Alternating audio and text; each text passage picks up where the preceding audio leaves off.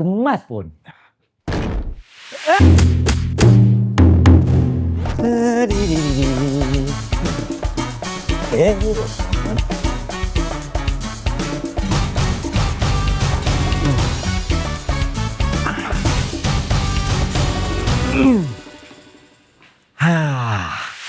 Kemas pun.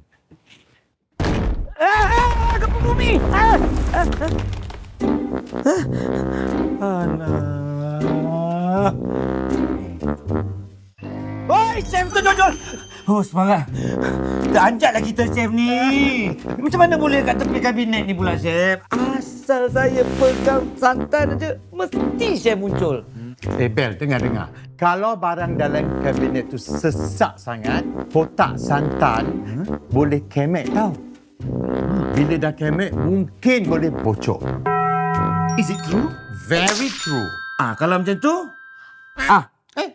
Chef kemaskan. Saya kemas. Tak lawa. Susunlah barang dalam kabinet ni dengan teratur supaya kotak santan ni tak kemek. Sedap mata memandang.